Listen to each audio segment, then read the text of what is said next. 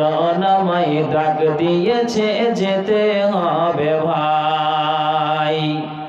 পরকালে দেখা হবে এখন চলে যাই, মরণ আমায় ডাক দিয়েছে যেতে হবে ভাই। মরণ আমায় ডাক দিয়েছে যেতে হবে ভাই।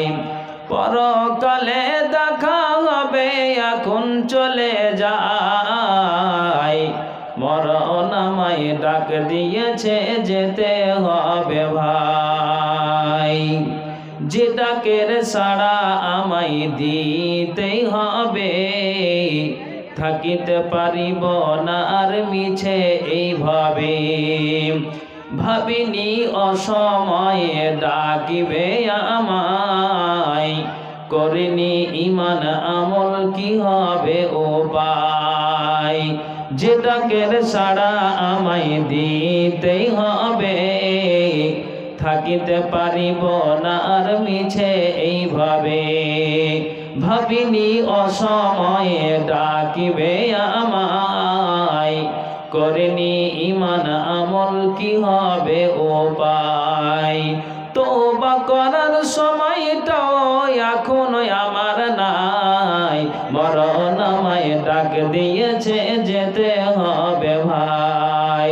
মরণ আমায় ডাক দিয়েছে যেতে হবে ভাই। পরকালে দেখা হবে এখন চলে যাই, মরণ আমায় ডাক দিয়েছে যেতে হবে ভাই। পড়া পড়স ভাই বোনার ঘরের সুন্দর বিবি, কিছুদিন পর ভুলে যাবে আপন যত ভাবি। রেখে যাওয়া সম্পদ তারা নিয়ে যাবে লুট করে, আমি পাপী থাকিব পড়ে অন্ধকার কবরে। পড়া পড়স ভাই বোনার ঘরের সুন্দর নারী, কিছুদিন পর ভুলে যাবে আপন যতই ভাবি। রেখে যাওয়া সম্পদ তারা নিয়ে যাবে লুট করে, আমি পাপী থাকিব পড়ে অন্ধকার কবরে। এই দুনিয়া কারো জন্য চিরস্থায়ী নয়, মরণ আমায় ডাক দিয়েছে যেতে হবে ভাই। পরকালে দেখা হবে এখন চলে যাই, মরণ আমায় ডাক দিয়েছে যেতে হবে ভাই। মরণ আমায় ডাক দিয়েছে যেতে হবে ভাই। মরণ আমায় ডাক দিয়েছে যেতে হবে ভাই। উপস্থিত কোরআন ও হাদিসের কর্ণধর ও মঞ্চে কেদারে উপবিষ্ট যোগ্যতম সভাপতি মহাশয় এবং দূর দূরান্ত থেকে আগত তথাপি এলাকার সুপ্রিয় শতমণ্ডলী, সর্বাগ্রে মহান স্রষ্টার কৃতজ্ঞতা জ্ঞাপন করি, যিনি আমাকে আপনাকে তিনাকে ওনাকে একটি ইসলামী সভা একত্রিত হওয়ার তৌফিক দিয়েছেন। তা আমরা একটি মাত্র বাক্যের দ্বারা দিয়ে অভিনন্দন জানাই, তা মুহাব্বতের সাথে আওয়াজ দিয়ে বলে ওঠেন আলহামদুলিল্লাহ। তারপরে পরে যিনি ইসলামের পথ প্রদর্শক, ইসলাম হিতাকাঙ্ক্ষী, আকাঙ্ক্ষিত দিনের ভিখারি, লাস্ট প্রফেট নবী মুহাম্মদুর রাসূলুল্লাহ, শত কোটি দরুদ ও সালাম বর্ষিত হোক। আল্লাহুম্মা সাল্লি আলাইহি ওয়া বারিক আলাইহি। সুপ্রিয় শিক্ষিত সুধী মণ্ডলী, আমি আপনাদের সম্মুখে দুই জায়গা থেকে দুটি আয়াত এইমাত্রই পরিবেশন করলাম। যিনারা অ্যারাবিকের সঙ্গে যুক্ত আছেন আশা করি অবগত বা বুঝতে পেরেছেন যে বিষয়টা কি হবে। আমি সব জায়গায় দেখি যে পুরুষ চাইতে নারীদের সংখ্যা বেশি থাকে, শুধু কালিয়াচক বলে নয়, সব জায়গায় আলহামদুলিল্লাহ। এখানেও পুরুষ চাইতে দ্বিগুণ মহিলাদের সমাগম। তাতে স্টেজে ওঠা মাত্রই মগজটাকে ঘোরালাম যে এখন কি বলি, নিয়ত তো করে এসেছি একটা, তো ঘুরিয়ে নিলাম। ঘুরিয়ে নেওয়ার পর বিষয়টা রাখতে যাচ্ছি নারী বনাম পুরুষ। কি বললাম? নারী বনাম পুরুষ। তো একটু আমার দিকে অ্যাটেনশন হতে হবে যে আমি কি বলতে যাচ্ছি। কথাগুলি বোঝার চেষ্টা করতে হবে। আমি কি বলতে যাচ্ছি অন্তরে গেঁথে নিতে হবে। শোনার পর আমল করবেন না, বক্তা বলবে, বক্তা বক্তৃতার পর আমল করবে না, শ্রোতা শোনার পর আমল করবে না, দুজনকে লাল ঘরে যেতে হবে। জি, যেমন একটা ছোট্ট করে কথা বুঝাই তাহলে বুঝতে পারবেন। একটা লোক ৮০,০০০ টাকা স্টেজে নগদ দান নিয়ে এসেছে। কত বললাম? দর্শক আমাকে সবাই মানে একটু ইশারা দিচ্ছে যে মাওলানা, ইনাকে আল্লাহ এত ধন সম্পদ দিয়েছে যে যদি আপনি আর কিছু বলেন তো দিতে পারবে। তখন আমি বললাম যে ভাই, আপনি ৮০,০০০ টাকা ইচ্ছাকৃত দিলেন, তো আর ২০,০০০ দিয়ে আপনি ১ লাখ করে দেন না? বলছে জান দিয়ে দিলাম। কি বললেন? জান দিয়ে। আমি এত আপনার দিলটা নরম যে ভাই, যে বলা মাত্রই টাকাটা আপনি হাজির করে দিলেন। তো এটা ভাবতে পারিনি যে আপনি আমার মুখ দিয়ে যতটা দেরি হয়েছে বলতে, আপনার দিতে দেরি হয়নি। তো ১ লাখ হয়ে গেল, ঘুরে চলে গেল। যাওয়ার পর ওকে বললাম শুনেন শুনেন, একটা কথা মনে আসলো। আমি বলছি আর দান নেব না, একটা কথা বলবো। যে মুসাফা করেন। মুসাফা করার পরে বলছি যে আপনি নামাজ রোজা করেন তো? তখন বলছে আরও ২০,০০০ টাকা নিলেন, কিন্তু ওইদিকে চাপ দিয়েন না।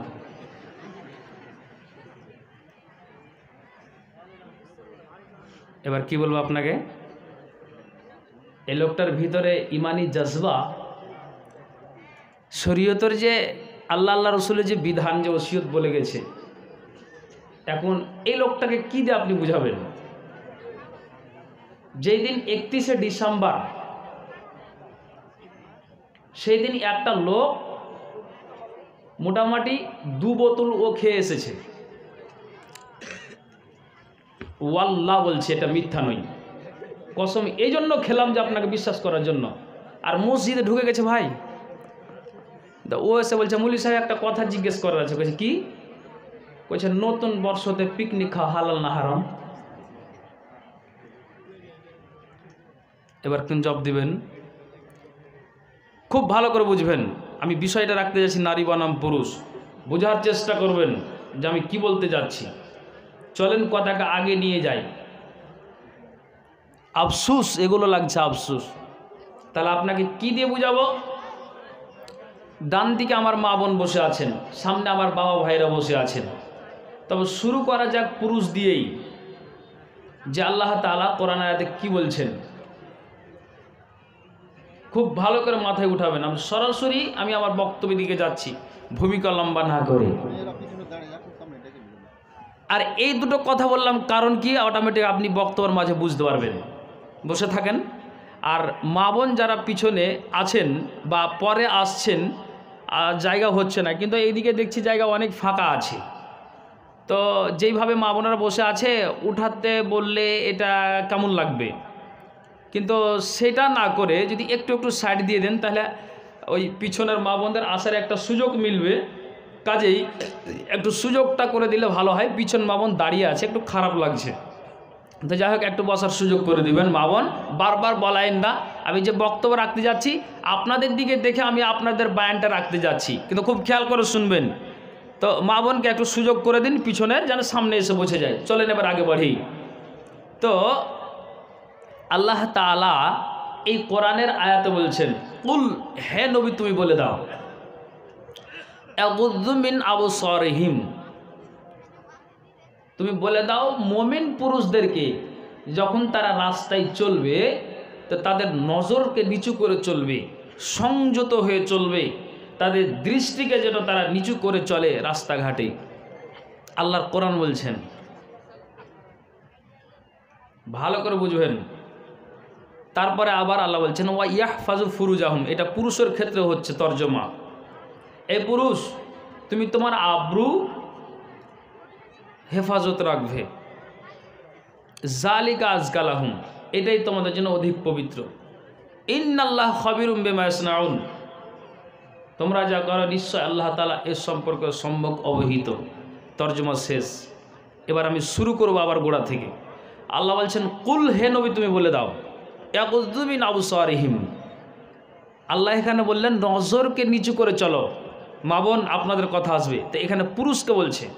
আচ্ছা, নজর নিচু করে চলবো কারণ এবার আপনাকে আমাকে বুঝাতে হবে। জ্ঞানী গুণী মানুষ, বুঝাওয়ালা মানুষ, একটা কথা স্লিপ হয়ে গেলে আপনারা চট করে ভুল ধরবেন।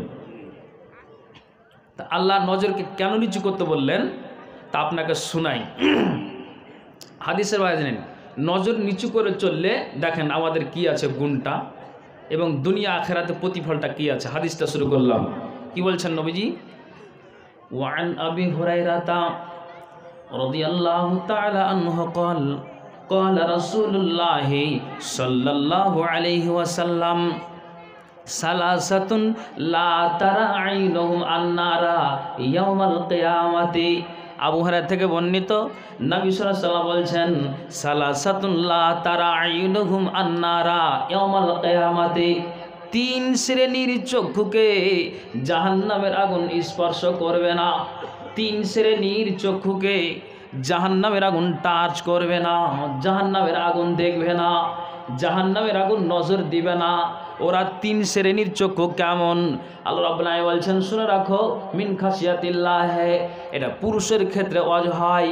যদি একটা মানুষ আপনার ঠিক রাতটাকে তিন ভাগ করে দুই ভাগটাকে সরিয়ে দিয়ে যদি শেষ অংশের রাতটাতে একটা মানুষ যদি কবরকে বলে স্মরণ করে, একটা মানুষ যদি জাহান্নামকে বলে স্মরণ করে, একটা মানুষ যদি আপনার গভীর নিশীতে আপনি তিন ভাগ করে শেষ অংশের রাতটাকে আপনি নিয়ে নেন, ওই রাতটাতে যদি একটা মানুষ আল্লাহকে, আল্লাহর ভয়ে, জাহান্নামের ভয়ে, কবরের ভয়ে, আল্লাহ যদি সঠিক আমলটা আমার দ্বারা দিয়ে না হয়, আমার সঠিক আমলটা যদি আমার দ্বারাই না হয়, আর আমি বেঠিক আমল নিয়ে যদি কবরে যাই, তাহলে আল্লাহ আমার কবরে যতদিন পর্যন্ত কিয়ামত সংঘটিত না হবে ততদিন পর্যন্ত আমার কবরে আযাব চলতেই থাকবে মাবুদ আমার। তাহলে এই লোকটা বলছে কখন?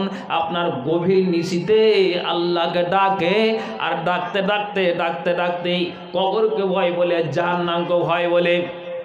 নবীজি বলছেন চোখের কোনা দিয়ে যদি একটা ফোঁটা আল্লাহর ভয়ে পানি পড়ে যায়, তাহলে ওই চোখের কোনা দিয়ে পানি পড়ে যাওয়াটা কিয়ামতের দিন এ চক্ষুকে জাহান্নাম দেখবে না। একবার জোরে বলুন সুবহানাল্লাহ। এটা পুরুষের ক্ষেত্রে হচ্ছে, ভালো করে বুঝবেন। এই যে আল্লাহ নজরকে নিচু করতে বললেন, তার জন্য আমি বলছি। আচ্ছা, 2 নাম্বার চলেন আপনাকে বোঝাই। নবীজি বলছেন এখন মনে করো আইনুন হারাসাত ফি সাবিলিল্লাহ। সারা বিশ্বের মানুষ জানে ইসরায়েল এবং আপনার জন্য ফিলিস্তিনের মাটিতে প্রথম মুসলমানের বাইতুল্লাহ ছিল আপনার মসজিদ আকসার দিকে। নবীজি 16 এবং 17 মাস আল্লাহ পাকের রাসূল যেন সেই দিকে বাইতুল মাকদাসের দিকে মুখ করে তিনি নামাজ আদায় করেছেন, এটা স্পষ্ট হাদিস। তাহলে ওই মসজিদে আকসাকে নিয়ে যে লড়ালড়ি হয়, মসজিদ আকসাকে নিয়ে যে বাড়াবাড়ি হয়, তো নবী বলছেন শুনে রাখো, আপনার কালিয়াচক তফি গ্রামের কোনো একটা মানুষ কি করে, মসজিদকে আপনার আইডিয়াল মাদ্রাসাকে আক্রমণ করেছে। কারা? না তো এরা হলো অমুসলিম সম্প্রদায়ের লোকেরা। এরা কারা? না তো ইহুদির লোকেরা। এরা কারা? না তো খ্রিস্টানের মানুষেরা, নাসারা, ইহুদিরা। এরা মাদ্রাসাকে আক্রমণ করে, মসজিদকে ভেঙে চুরমার করবে। কিন্তু এই তফি গ্রামের মানুষের ইমানি জজবা কতটুকু যে আপনার কি করলো, যে সিকিউরিটি গার্ড হয়ে যেমন আপনার নাইট ডিউটি করে, ডে ডিউটি করে, আপনার ট্রাফিক পুলিশেরা সারা রাত জাগরণ হয়ে থাকে, মানুষের আপদ বিপদের জন্য দাঁড়িয়ে থাকে, তেমনি এই লোকটা সারা রাত দাঁড়িয়ে আছে আইডিয়াল মাদ্রাসার গেটে। তার মূল কারণ হলো যাতে করে অমুসলিম ভাইয়েরা এ মাদ্রাসার প্রতি আক্রমণ না করে দেয়। তার জন্য কি করে, সারা রাত নাইট ডিউটি হয়ে সিকিউরিটি গার্ড হয়ে দাঁড়িয়ে থাকে। আল্লাহ রাসূল সাল্লাল্লাহু আলাইহি ওয়াসাল্লাম বলছেন যে ব্যক্তিটা ঈশা নামাজ পড়ে নেওয়ার পর কোরআনকে বাঁচাবার জন্য, দ্বীনকে বাঁচাবার জন্য, ইসলামকে বাঁচাবার জন্য মাদ্রাসা মসজিদকে ভাঙতে দেবে না, তার জন্য সারা রাত জাগরণ হয়ে থাকে। আর আপনার ফজরের আজান হলো, আপনার জাগরণেই আপনার রাতটা অতিবাহিত করলো। নবীজি বলছেন লিল্লাহিয়াতের সহিত যদি তার রাত জাগরণটা হয়, তাহলে এই চক্ষুকে কিয়ামতের দিন জাহান্নাম দেখবে না। কটা হলো? হ্যাঁ না বলুন? বুঝাতে পারি না নাকি? কটা হলো বলুন? দুটা হলো। একটু আওয়াজ দেবেন, আপনার নেকি আছে। যতবার কথা বলবেন আপনার ইনশাআল্লাহ সবার নেকি আছে। এই যে আবার আপনাকে বলছি ইয়াগুয্যু মিন আবসারিহিম, পুরুষ তুমি নজরকে নিচু করে চলো। তাহলে 3 শ্রেণীর চক্ষুর ভিতরে দুটো হলো। এবার এই বিষয়ে চলে আসুন। এবার নবী বলছেন ওয়া আইনুন গাযাতান মাহারিমিল্লাহ। এরে কালিয়াচক তফি গ্রামের মানুষেরা কান খোলা শোনো। একটা কোনো মা, একটা কোনো বোন আপনার বুরকা পরে কিংবা চুড়িদার পরে, ছায়া পরে, আপনার জন্য আপনার শাড়ি পরে, কাপড় পরে কি করে আপনার যেন কালিয়াচক থেকে বাড়ির দিকে রওনা দিয়েছে। নারীটা সাইকেলে আসে কিংবা হেঁটে আসে। একটা কালিয়াচক তফি গ্রামের মানুষ কি করেছে, আপনার বাইক নিয়ে আপনার কালিয়াচকের দিকে যায়। মাঝ রাস্তাতে ওই নারীর সঙ্গে দেখা হয়ে গেল। আর নারীর সঙ্গে দেখা হয়ে যাওয়ার পর ওই নারীটাকে এক নজর দিল। আর নজরটা দেওয়ার পরে চট করে তার মাথাটাকে নিচু করলো, তার নজরটাকে নিচু করে দিল। কেন নিচু করলো? সে নিজে নিজে চিন্তা করলো, আল্লাহ এই নারীটা যেমন এ রাস্তায় চলে, তো আমার বোনটাও রাস্তা দিয়ে চলে।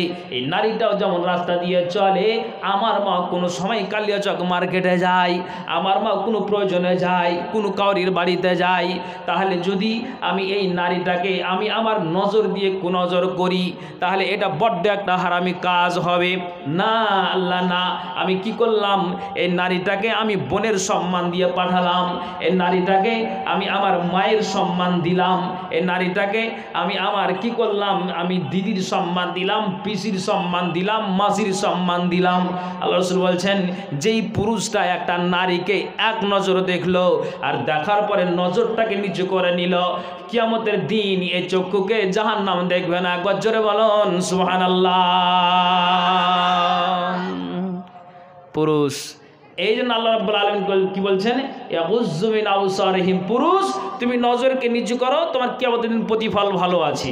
একটা নারীকে তুমি অচেনা নারীকে দেখেছো, তুমি তোমার নজরকে নিচু করো আর মায়ের বোনের সম্মানে তুমি তাকে সাইড দাও, এই কিয়ামতের দিন এই চক্ষুকে জাহান্নামে স্পর্শ করবে না, দেখবে না, তাকাবে না। জি, এই জন্য আল্লাহ বলছেন কোরআনের মধ্যে, নবী তুমি বলে দাও মুমিন পুরুষদেরকে, যারা অ্যাকচুয়ালি আল্লাহ রাসূলের প্রতি ঈমান নিয়ে এসেছে, তাদেরকে বলো যখন রাস্তায় চলবে তো তাদের নজরটা যেন নিচু করে চলে। পুরুষের ক্ষেত্রে হচ্ছে একটা তর্জমা হলো। তারপরে আবার আল্লাহ বলছেন ওয়া ইয়াহফাজু ফুরুজাহুম, এরা পুরুষেরা আপনাকে খোলা কথা বলছি, মাথায় ওঠান, যেই পুরুষটার ইজ্জতটা একমাত্র বিবির জন্য হালাল আছে, আর যে নারীর ইজ্জতটা একমাত্র স্বামীর জন্য হালাল আছে। আল্লাহ রাব্বুল আলামিন বলছেন এরে পুরুষ তোমার আবরুকে তুমি হেফাজত করো, খবরদার তুমি আবরুটাকে বিলিয়ে দিও না।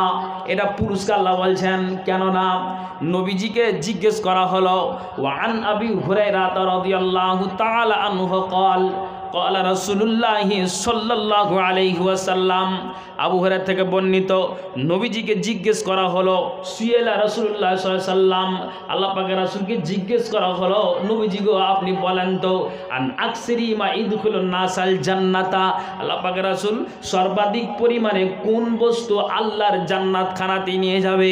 নবীজি বলছেন কালা তাকওয়াল্লাহি ওয়া হুসনুল খুলুকি, যার পৃথিবীতে এক কথাই তাকওয়াল্লাহি, যার ভিতরে পরেজগারি, যার ভিতরে দিনদারি, যার ভিতরে আল্লাহওয়ালা, যার ভিতরে ঈমানি জাজবা জায়গা পেয়েছে, যার বুকের ভিতরে ঈমান বাসা বেঁধেছে, যার ভিতরে আল্লাহর ভয়ে ঢুকে গিয়েছে, তাকওয়া পরেজগার যার ভিতরে আছে, এই তাকওয়া এই পরেজগারিটা সর্বাধিক পরিমাণে ওই পুরুষটাকে আল্লাহর জান্নাতে নিয়ে যাবে। একটা নারীরও যদি ওই রকমের আপনার তাকওয়া হয়, তাহলে ওই নারীটাকেও আপনার তাকওয়া জান্নাতে নিয়ে যাবে। দুই, নবীজি বলছেন ওয়া হুসনুল খুলুকি, পৃথিবীতে একটা নারী হোক একটা নর হোক, যার চরিত্রটা ভালো হয়, যার ব্যবহারটা ভালো হয়, তো ওই ব্যবহারে আপনাকে জান্নাতে নিয়ে যাবে। যেমন মা আয়েশাকে জিজ্ঞেস করা হয়েছিল নবীজির ব্যবহার কেমন বলো তো, মা আয়েশা বলেছিলেন খুলুকুহু আল কোরআন, নবীজির চরিত্র কেমন, যেমন হলো আল্লাহর কোরআন। তার মানে এটা কেমন কথা হলো যে আল্লাহ রাব্বুল আলামিনের নবীর আপনার জন্য বাড়িওয়ালি আয়েশা জানিয়ে দিয়েছিলেন যে এটা কথা কেন বলা হলো, যে নবীজিকে কোরআনে যা আদেশ করা হয়েছে সেটাই তিনি আদেশমূলক মেনে দিতেন, আর যেটাকে নিষেধ বলে ঘোষণা করা হয়েছে সেটা তিনি নিষেধ বলে আপনার মেনে দিতেন। কাজেই নবীজির কথা যেমনই মানুষেরা জিজ্ঞেস করত, সঙ্গে সঙ্গে আল্লাহ পাকের রাসূলের বাড়িওয়ালি আয়েশা উত্তর দিতেন, খুলুকুহু আল কোরআন, নবীর চরিত্র কেমন, না তো যেমন হলো কোরআন।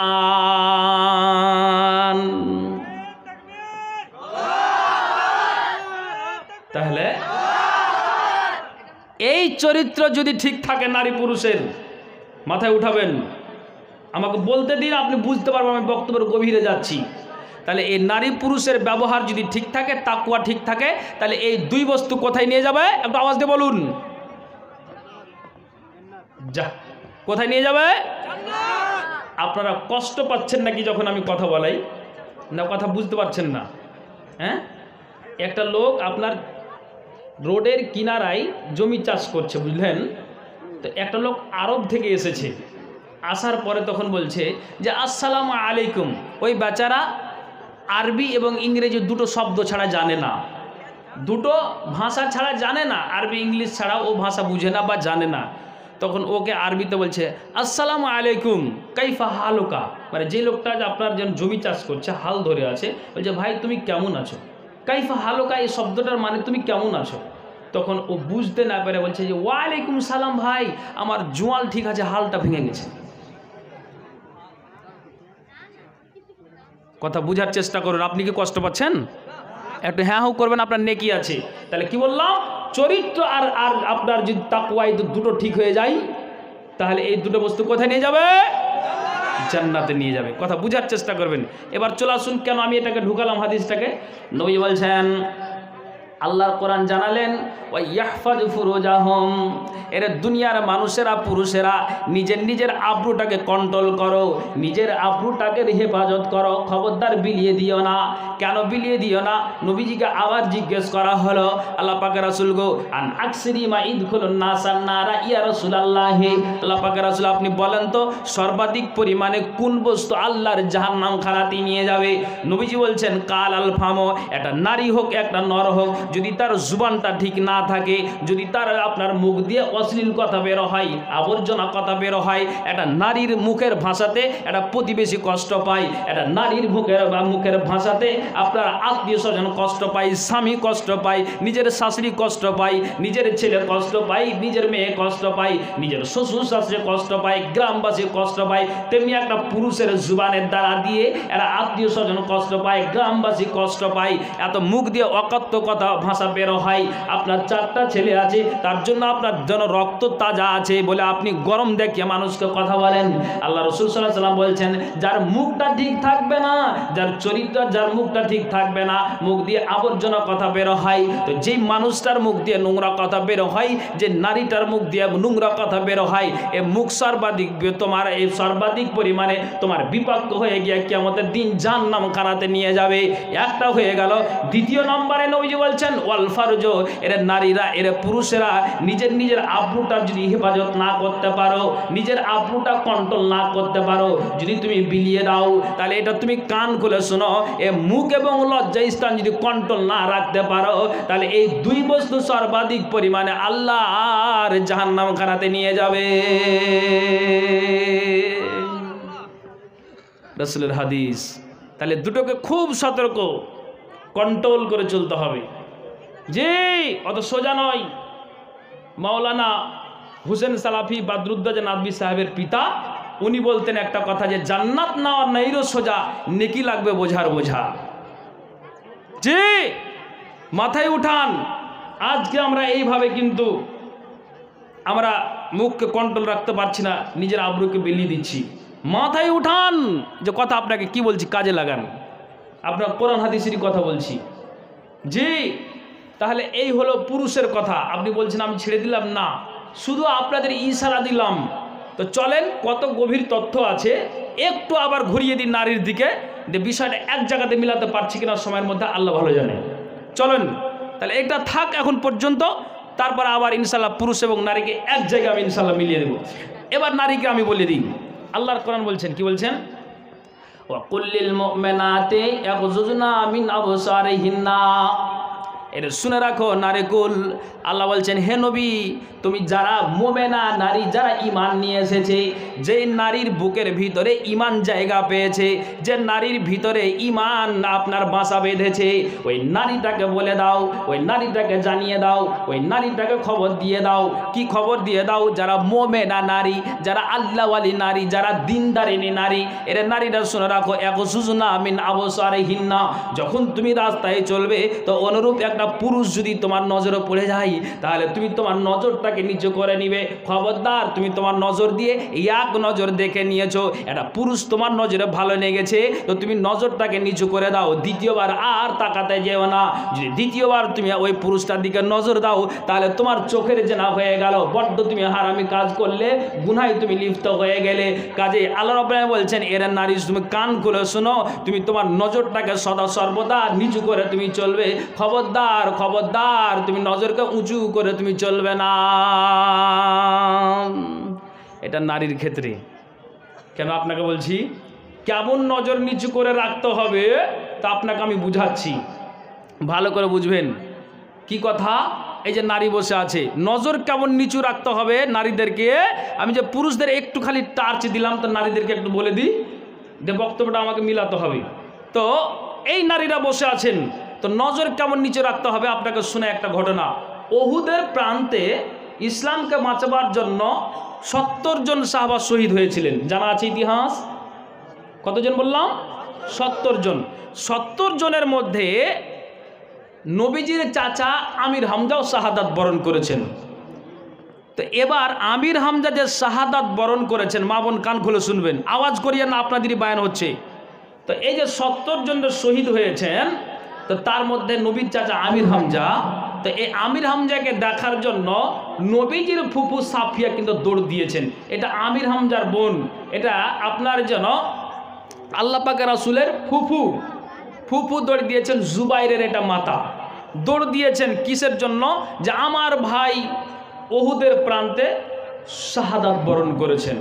তো বিদ্যুতের গতিতে ছুটে আসছে। ভাইজান, একটা ছেলের পিছনে যদি আপনি ধাওয়া করেন, একটা চোর বাড়ি থেকে চুরি করে গেল যদি আপনি ধাওয়া করে দেন, তাহলে তো আপনি কান খোলা শুনেন তো, দৌড়াতে দৌড়াতে যদি আপনার লুঙ্গি পরে থাকেন, লুঙ্গিটা একটু হাঁটু থেকে উঠে যাবে। প্যান্ট পরে থাকলেও আপনার দৌড়াতে কষ্ট হতে গেলেও আপনার এদিক ওদিকে একটু হয়ে যায়। তেমনি যেন নবীজির ফুফু সাফিয়া দৌড় দিয়েছেন, কে মারা গিয়েছে? না তো আমার ভাই আমির হামজা শাহাদাত বরণ করেছেন, দৌড় দিয়েছেন। নবীজির কানে খবর গেল, শুনেছে আল্লাহ পাকের রাসূল আপনার ফুফু সাফিয়া দৌড় দিয়েছেন উহুদের প্রান্তে আপনার যাওয়ার জন্য। তখন আল্লাহ পাকের রাসূল বলছেন, জুবাইর তুমি তোমার আম্মাকে বাধা দাও, তুমি তোমার আম্মাকে বারণ করো, তুমি তোমার আম্মাকে নিষেধ করো। কেন তুমি তোমার আম্মাকে বাধা দাও? কেন তুমি নিষেধ করবে? তো তাড়াতাড়ি করে যাও, তোমার মা বিদ্যুতের গতিতে ছুটে আসে। আর যেমনই একবারে এই কথাটা শুনেছেন, সঙ্গে সঙ্গে জুবাইর কি করেছেন? মায়ের আগা ঘিরে নিয়েছেন। আর মায়ের আগা ঘিরে নেওয়ার পরে বলছে, মা তুমি উহুদের প্রান্তে যেতে পারো না, মা তুমি এখান থেকে ঘুরে যাও। বলছে এটা আশ্চর্যের কথা, এটা তুমি কোন কথা বলো? কেন আমি উহুদের প্রান্তে যেতে পারবো না? আমার ভাতিজার মুখ থেকে বলতে শুনেছি যে যদি মা আপনার কি করে, ডাইনিংয়ে বসে থাকে আর মাথার কাপড়টা খুলে বসে যায়, আর একটা বাড়িতে সাবালিকা তার ছেলে আছে, বয়স কত হলো? 20 থেকে আপনার 25 বছর হলো, তারপরও মা মাথার কাপড়টা খুলে বসে আছে। আর ওই মাথার কাপড় খুলে বসে আছে কার? না তো নিজের ছেলের সামনে। তো একটুও মায়ের গুনাহ হবে না। নিজের পিসিটা নিজের ভাতিজার সামনে মাথার কাপড়টা খুলে বসে আছে, পিসির একটুও গুনাহ হবে না। নিজের আপনার বোনটা নিজের ভাইয়ের সামনে মাথার কাপড়টা খুলে বসে আছে, বোনের একটু আপনার গুনাহ হবে না। কেননা আপনার যত এগুলো হলো মুহরমাত। কাজেই যেন আল্লাহ পাক রাসূল বলছেন, জুবাইর তোমার মাকে বাধা দিয়ে দাও, তোমার আম্মাকে বারণ করো যাতে উহুদের প্রান্তে না যায়। মা এবং বেটা কথা কাটাকাটি চলে, ছেলে তুমি কোন কথা বলো? আমি আমার ভাতিজার মুখ থেকে বলতে শুনেছি যে নিজের ভাইয়ের মুখ দেখলে কোনো সমস্যা নাই, তো এটা হলো আমার আপন ভাই, ভাইয়ের মুখ আমি দেখতে যাই, তো কেন তুমি বাধা দাও? সঙ্গে সঙ্গে জুবাইর বললেন, না রাসূলুল্লাহ রাসূলুল্লাহি সাল্লাল্লাহু আলাইহি ওয়াসাল্লাম আল্লাহ পাকের রাসূল নিষেধ করেছেন মা এই জন্য তোমাকে আমি আটকে দেই। যেমনই নবীজি কথাটা শুনতে পেলেন যে আমার ভাতিজা আমার ছেলেকে বলে পাঠিয়েছেন, তখন সঙ্গে সঙ্গে ওখান থেকে আবার রিটার্ন হয়ে চলে গেলেন। যখন আপনার সাফিয়া বাড়ির দিকে রওনা দিলেন, আল্লাহ পাকের রাসূল বলছেন জুবাইর তুমি কান খুলে শোনো, আমার ফুফু তোমার মা আমির হামজার বোনকে আমি কেন বাধা দিলাম তুই একটু শুনে নাও। বাধা দেওয়ার একটাই কারণ হলো ওই জায়গাতে 70 জন শহীদ লাশ পড়ে আছে, তার ভিতরে আপনার জন্য 69 জন হলো বেগানা পুরুষ, আর একটাই হলো তার ভাই আমির হামজা। তো 69 জন আপনার দিনকে বাঁচা